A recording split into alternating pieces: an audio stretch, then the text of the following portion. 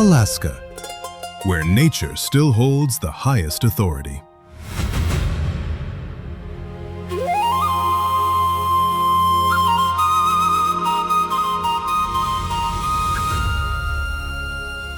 On the northwestern edge of the world as we know it, lies a land that seems to obey none of the rules followed by the rest of the planet.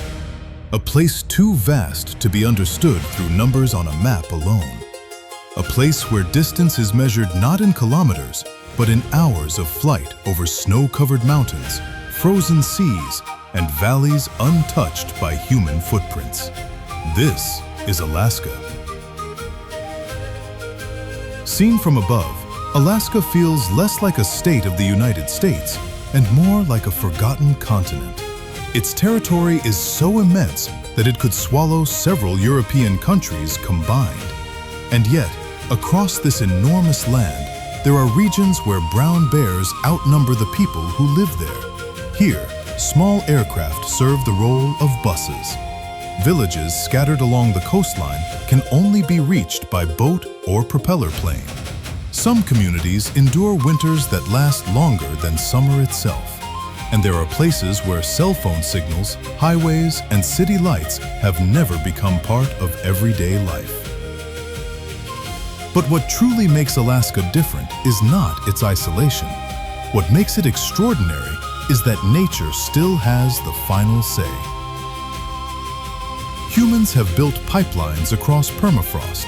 They have raised cities in the middle of the wilderness. They have extracted gold, oil, and vast reserves of resources hidden beneath the ground. But all it takes is a storm arriving from the Arctic Ocean, a salmon run that returns later than expected, or a winter colder than usual. And human plans can change overnight. Alaska does not operate according to human clocks. It moves to the rhythm of tides, snowfall, melting ice, and the 1,000-kilometer migrations of Pacific salmon. This is a place where glaciers began their journeys long before the first pyramids rose beside the Nile. A place where ancient forests have stood silently through the rise and fall of countless empires. Where bald eagles still rule the skies and brown bears continue to dominate the rivers every time the salmon return. But Alaska is not only a story about nature, it is also a land of some of the greatest adventures in northern history. A place where the first Russian traders crossed the Bering Strait in search of sea otter pelts once considered more valuable than gold.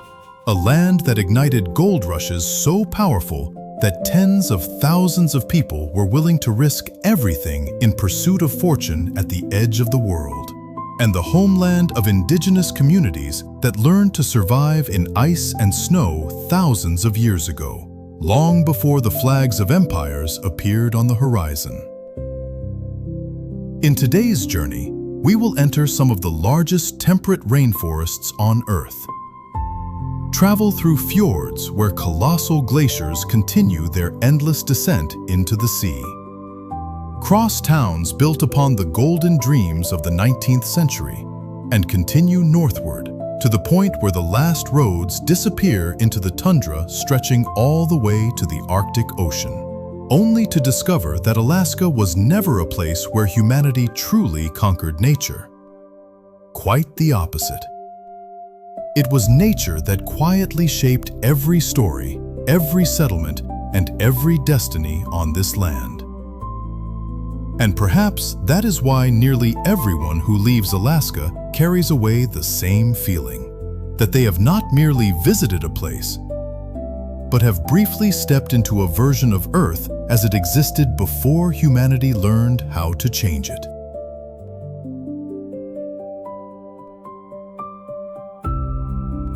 The gateway between Asia and America. When people think of Alaska, they often imagine ice, brown bears, and winters that seem to last forever. But the story of this land begins somewhere entirely different: the sea. Because long before Alaska became a symbol of the far north, it was once one of the world's great crossroads. In southeast Alaska, the ocean does not end at the shoreline. It reaches deep into the land through thousands of fjords, straits, and waterways carved by glaciers over millions of years. Seen from above, the entire region resembles a vast labyrinth of water, rock, and ancient forests. Islands covered with spruce and fir rise from the dark waters like mountaintops left behind by a drowned continent. Granite cliffs plunge directly into the sea. Above them stand snow-covered peaks that remain white throughout much of the year. Below them lie some of the richest and most productive waters in the North Pacific. This is Southeast Alaska, one of the most intricate coastlines on Earth. And it is here that Asia and America first met, long before modern maps ever existed. For thousands of years, the Tlingit people ruled these waters. To them, the sea was never a barrier.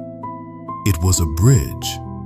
Their canoes, carved from giant cedar trees, traveled hundreds of kilometers across cold northern waters to trade goods, hold ceremonies, and maintain ties between distant coastal communities.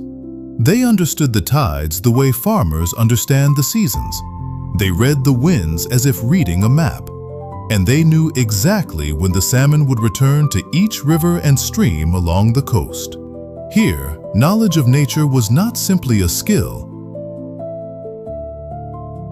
It was a condition for survival.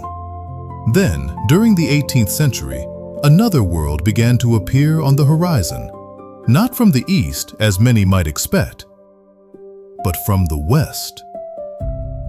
After crossing Siberia and reaching the Pacific, Russian explorers continued moving toward the rising sun. Before them lay a land that remained largely unknown to the empires of Europe, but they had not come searching for gold, nor for oil.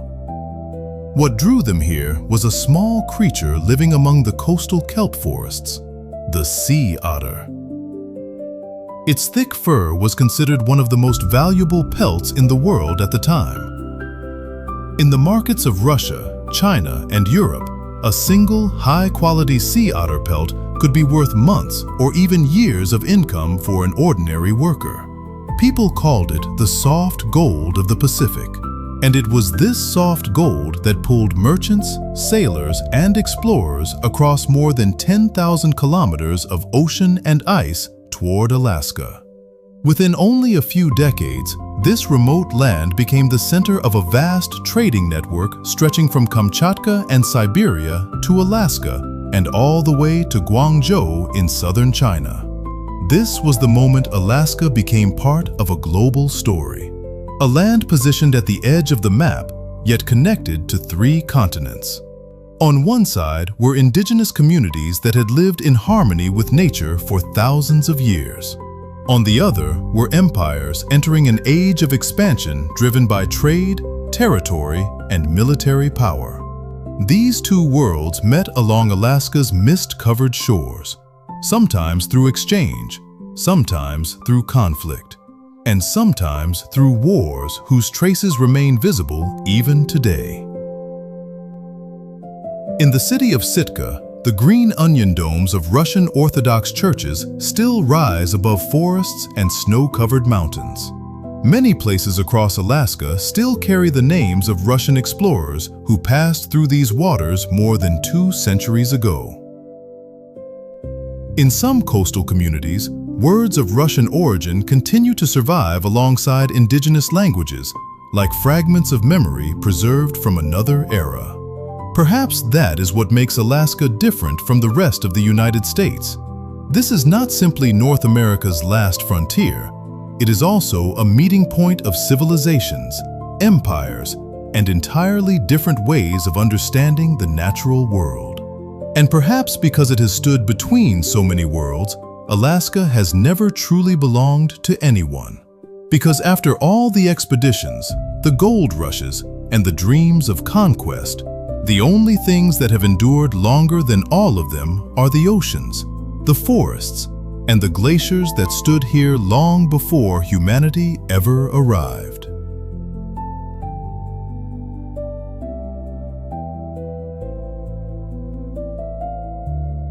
The forest where the ocean feeds the land. In the far southeast of Alaska lies a world that, on a map, might seem to be nothing more than another forest. But in reality, it is one of the most extraordinary and complex ecosystems on Earth. The Tongass Forest, the largest remaining temperate rainforest on the planet. From above, Tongass appears as an endless green ocean stretching between snow-covered mountains, glacial fjords, and thousands of islands scattered along Alaska's rugged coastline. Here, rain is not simply weather. Rain is the architect of this entire world. Moist air masses drifting in from the Pacific collide with coastal mountain ranges, releasing rainfall that nourishes the forest almost year-round. It feeds towering trees, carpets of moss, and countless cold streams flowing back toward the sea. Everything in Tongass is built from water. Sitka spruce and western red cedar rise like the pillars of a vast natural cathedral. Some of these giants have stood here for more than 8 centuries. They had already taken root when Mongol armies were still crossing the Eurasian steppes. They were here when the first European ships reached the shores of the New World. And they continue to grow, centimeter by centimeter, in the silence of the north. Beneath the forest canopy, time seems to move differently. Fallen trees do not disappear. They become nurse logs, feeding mosses, fungi, and entire generations of young trees growing directly from the bodies of those that came before them. In Tongass, death is rarely an ending. It is simply another stage in the cycle of life.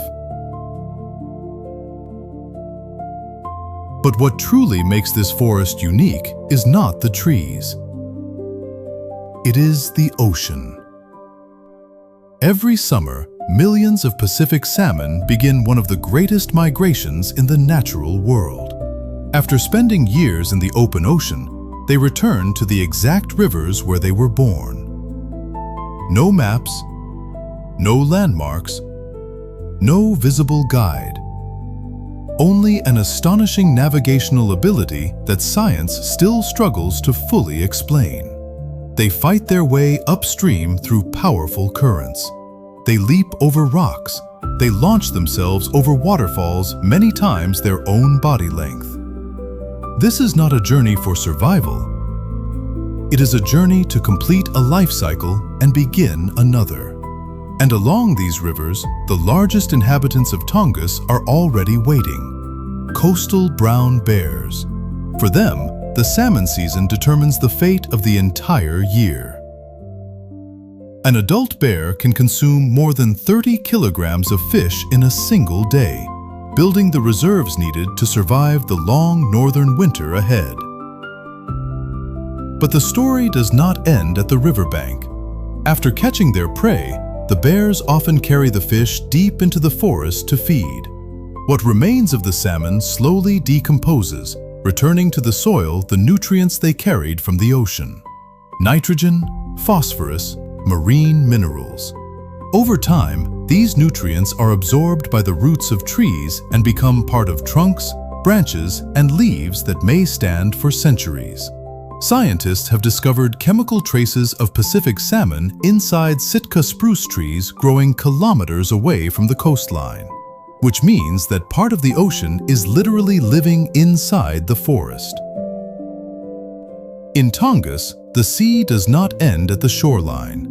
Its journey continues through salmon, through bears, and ultimately into the ancient trees of the north. This is not simply a forest. It is a vast living system where oceans, rivers, animals, and trees exist as organs of the same body.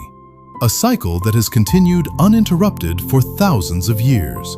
And even today, it still functions almost exactly as nature designed it in the beginning.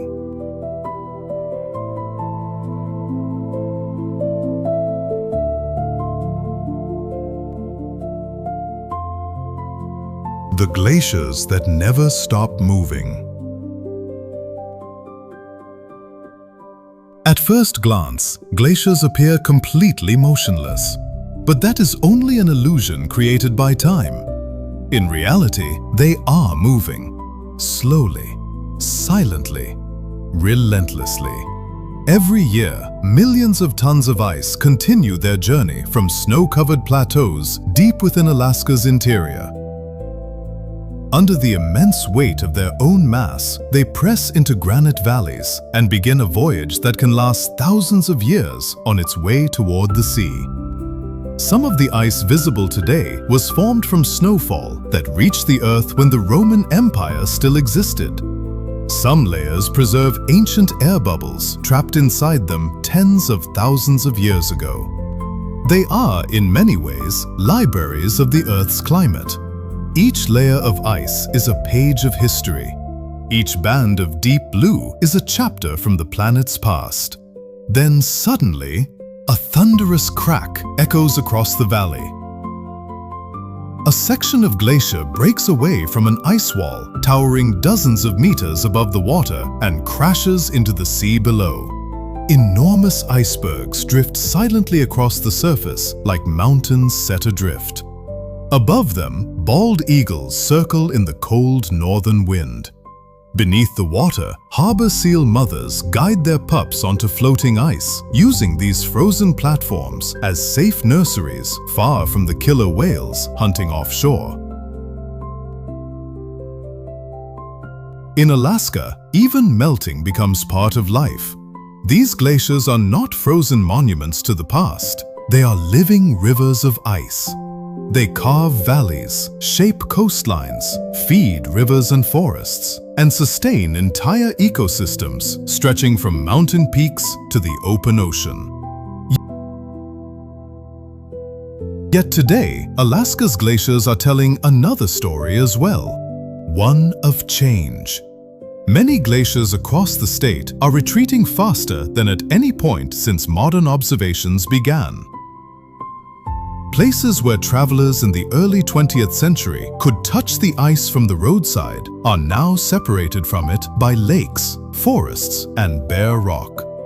What we are witnessing is not merely the movement of ice, it is the movement of time itself. A reminder that even the oldest landscapes on Earth are not permanent. And perhaps that is what makes Alaska's glaciers so extraordinary. They do not simply preserve the history of our planet, they are still writing it.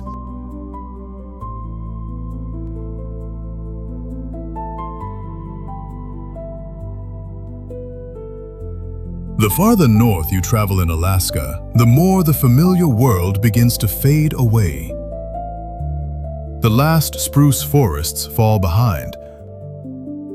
The mountains slowly give way to a landscape so vast it almost defies scale. And then, at some point, the trees disappear entirely. Ahead lies the Arctic tundra, flat, open, and stretching endlessly toward the horizon where earth and sky become one. Here, humanity is no longer the center of the world. There are no glowing cities, no crowded highways, no towering billboards, no engines humming in the distance. Only the wind and silence. A silence so profound that you can hear your own footsteps crossing the frozen ground. Hear the wind moving through the low Arctic grasses, and sometimes hear thoughts that modern life rarely allows us to notice. Farther north still lies the Arctic Ocean, a frozen sea marking the edge of a continent. During summer, the sun barely sets. Daylight lingers for weeks, turning midnight into an endless sunset. But when winter arrives, the world changes once again. The sun slips below the horizon. Darkness settles over the land for weeks, sometimes months at a time. Here, time follows different rules. Life is not measured by clocks, but by light, by ice, by tides, by the migrations of caribou. and by storms rolling south from the Arctic Ocean. These are rhythms that existed long before humanity built its first cities. And perhaps that is why Alaska has managed to preserve its greatest treasure: its wildness. Not the kind of wilderness created for adventure brochures or weekend escapes, but the original wildness of the earth itself. A world where bears still follow ancient paths through the valleys, where salmon continue returning to the rivers that gave them life, where glaciers still move patiently toward the sea as they have for thousands of years, and where humanity, despite all of its technology, must still learn to live alongside nature rather than attempt to control it. Perhaps that is Alaska's greatest lesson, that this planet was never made for us alone. We share it with rivers, forests, oceans, and countless forms of life that existed long before civilization began. And sometimes, the most valuable thing we gain from a journey is not what we conquer, but what we discover about our own place in a world far larger than ourselves. Alaska is not a place to conquer. It is a place to respect, a place to listen, and a place that reminds us that nature still holds the final authority. If one day you find yourself standing beneath Alaska's endless skies, take a moment to stop. Look toward the mountains. Listen to the wind coming from the sea. And remember that you are standing in one of the few places left on Earth where the wild world still lives by its own rules. If you enjoyed this journey across Alaska, don't forget to like the video, subscribe to the channel, and turn on notifications so you won't miss our next adventure. Because beyond the horizon, there are still countless extraordinary places waiting to be discovered. And our journey across this remarkable planet is only just beginning.